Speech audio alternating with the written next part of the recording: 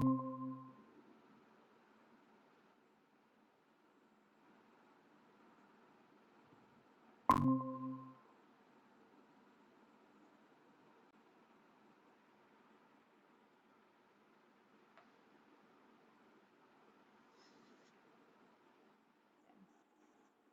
देखो क्या किया था हमने, जब आप लोगों को ग्रुप सेकंड के बेसिक रेडिकल को सेपरेट आउट करना था, ठीक है, तो उसके लिए क्या प्रोसीजर फॉलो किया था आपने। ग्रुप वन के फिल्ट्रेट के साथ हम लोगों ने शुरू किया था, ग्रुप वन के फिल्ट्रेट के साथ हमने शुरू किया था। उसमें क्या किया था, H2S गैस को पास आउट किया था। H2S गैस पता है आप लोगों को दोनों फॉर्म में हो सकती है, गैसियस फॉर्म में भी हो सकती है और एक्वस सॉल्यूशन के फॉर्म में भी हो सकती है, ठीक है। तो ग्रुप टू के बेसिक रेडिकल को प्रेसिपिटेट आउट या फिर सेपरेट आउट करने के लिए क्या किया था, ग्रुप वन के फिल्ट्रेट के साथ डील करना शुरू किया था। उसमें हमने फर्स्ट स्टेप में क्या किया था, हाइड्रोजन सल्फाइड गैस को पास किया था। बताओ इतनी बात क्लियर है सबको। उसके बाद क्या किया था, जब आपने H2S गैस को पास आउट कर दिया तो अब क्या है, प्रेसिपिटेट की फॉर्मेशन हो जाएगी। जैसे ही आपने उस फिल्ट्रेट में क्या किया, H2S गैस को पास किया तो आपके पास क्या बन जाएंगे, प्रेसिपिटेट बन जाएंगे, ठीक है। अब क्या करना है, अब ये प्रेसिपिटेट तो अकेले तो बनेंगे नहीं, क्योंकि आपने H2S गैस किसी फिल्ट्रेट में ऐड किया है तो वहां पे लिक्विड कंटेंट भी होगा, ठीक है। तो आपको क्या करना है, इस मिक्सचर को सेंट्रीफ्यूगेशन पे लेके जाना, सेंट्रीफ्यूगेट करना है इसको। तो जैसे ही आप सेंट्रीफ्यूगेट करोगे तो अब आपके पास दो पार्ट आ जाएंगे यहाँ पे, एक पार्ट आ जाएगा आपके पास प्रेसिपिटेट की फॉर्म में और दूसरा पार्ट आ जाएगा आपके पास फिल्ट्रेट की फॉर्म में।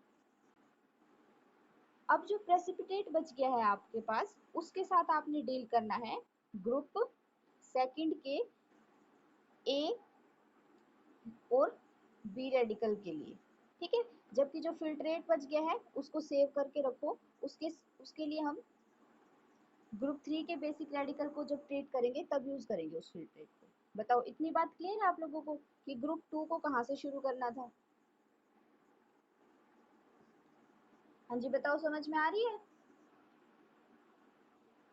ओके, तो फिर हमने क्या किया था, जो भी ग्रुप टू के प्रेसिपिटेट लिए थे आपने, जो भी ग्रुप टू के प्रेसिपिटेट लिए थे उसमें क्या किया था, सबसे पहले वाटर ऐड किया था, वाटर के साथ उसको वॉशिंग दी थी, ठीक है। वाटर के साथ वॉशिंग देने के बाद आपने क्या किया था, इस प्रेसिपिटेट को हीट किया था आपने किसके साथ, अमोनियम सल्फाइड के साथ, अमोनियम सल्फाइड के साथ, ठीक है।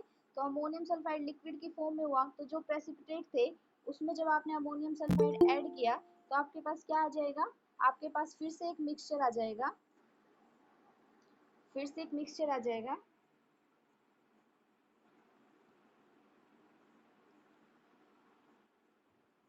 तो अब जो ये मिक्सचर की फॉर्मेशन हो गई आपके पास, इसको क्या करना है, फिर से सेंट्रीफ्यूगेट किया था,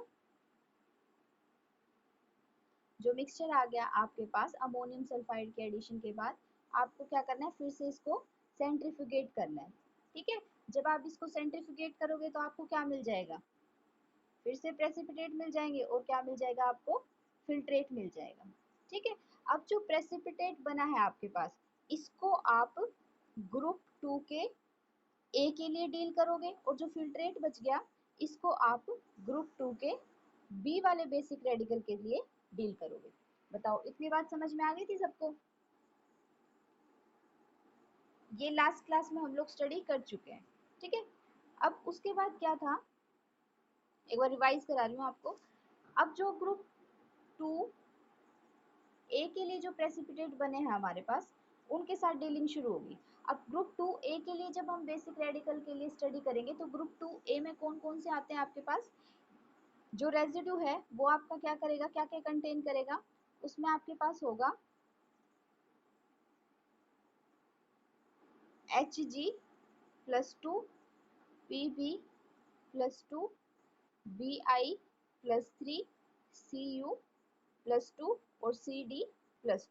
ये क्या है, ये आपके ग्रुप टू ए वाले में प्रेजेंट होंगे। बताओ इतनी बात क्लियर है सबको। अब जो ये प्रेसिपिटेट बचे हैं इनके साथ हमने डील करना शुरू करना है, क्योंकि इसमें हमारे सारे ग्रुप टू ए के बेसिक रेडिकल प्रेजेंट है। तो आप क्या करोगे, जो आपके पास ग्रुप 2A के रेजिड्यू बने हैं, जो रेजिड्यू बने हैं उसमें आपने ऐड करना है 50% नाइट्रिक एसिड। ठीक है, उसमें आपने क्या ऐड करना है, 50% नाइट्रिक एसिड। जब आप इसमें नाइट्रिक एसिड ऐड कर दोगे तो क्या मिलेगा आपके पास, मिक्सचर आ जाएगा एक। ठीक है, अब मिक्सचर को क्या करना है, फिर से सेंट्रीफ्यूगेट करना है। इसके दो पार्ट मिलेंगे आपको आफ्टर सेंट्रीफ्यूगेशन। एक पार्ट हो जाएगा आपके पास रेजिड्यू और दूसरा पार्ट हो जाएगा फिल्ट्रेट। अब जो आपके पास ये रेजिड्यू वाला पार्ट बचा है, देखो दो पार्ट मिले सेंट्रीफ्यूगेशन के बाद। ठीक है, एक बना आपके पास रेजिड्यू, ठीक है, और दूसरा वाला पार्ट बना था आपके पास फिल्ट्रेट। जो इसका रेजिड्यू वाला पार्ट था आपके पास, उसमें क्या आया था आपके पास, Hg। ठीक है, जो रेजिड्यू वाला पार्ट है उसमें हमारा क्या प्रेजेंट है, उसमें हमारा प्रेजेंट है Hg, किसकी, सल्फाइड की फॉर्म में।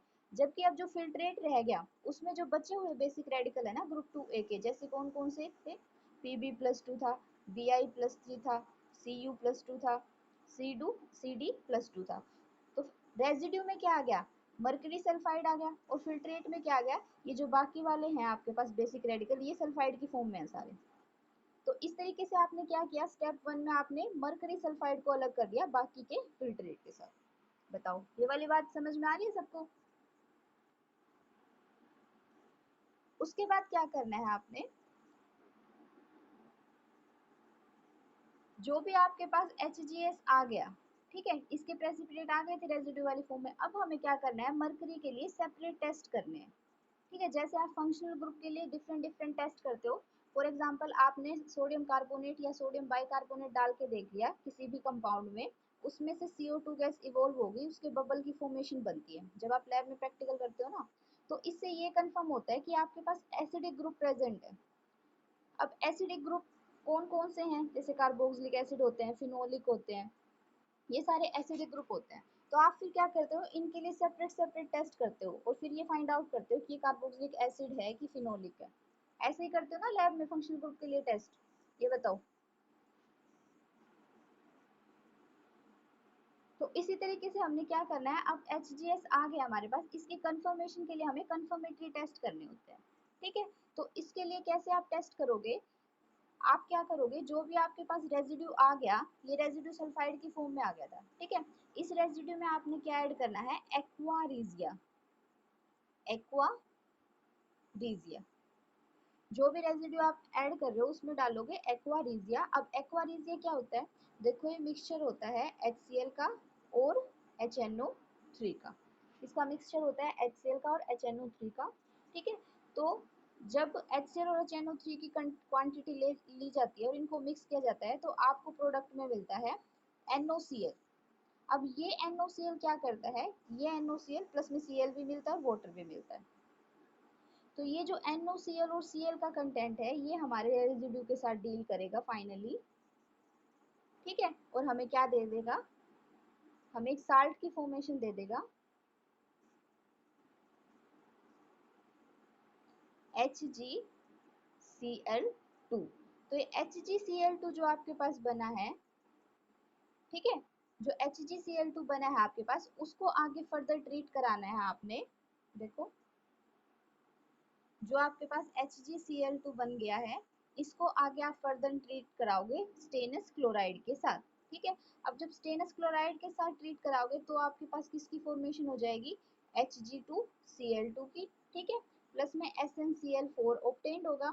उसके बाद नेक्स्ट स्टेप में क्या है, जो Hg2Cl2 बन गया उसको एक्सेस ऑफ SnCl2 के साथ जब आप डील कराओगे तो आपके पास क्या हो जाएगा, मरकरी आ जाएगा, और जिसका कलर क्या है, ग्रेइश कलर है, ग्रेइश ब्लैक कलर।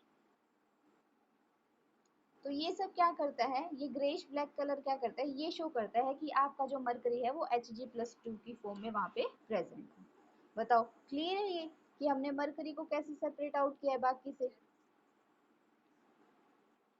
उसके बाद क्या है हमारे पास, जैसे हमने मरकरी के लिए टेस्ट किए हैं उसी तरह से अब हमें क्या निकालना है, पीबी जो भी बाकी के रेडिकल बच गए उनके साथ भी डील करना है। अब जो हमारे पास रेजिड्यू था उसको तो हमने मरकरी के लिए अलग किया था, अब जो बाकी का सेंट्रीफ्यूगेट बचा हुआ था उसमें आपके पास क्या था, Pb+2 था, Bi+3 था, Cu+2 था, Cd+2 था, ठीक है। ये सब बचे हुए थे हमारे फिल्ट्रेट में। तो अब क्या करेंगे, हम इस फिल्ट्रेट के साथ डील करना शुरू कर देंगे। तो ये जो फिल्ट्रेट बचा हुआ था इसमें आपने ऐड करना है सल्फ्यूरिक एसिड, वो भी ऐड करना है डाइल्यूट वाला।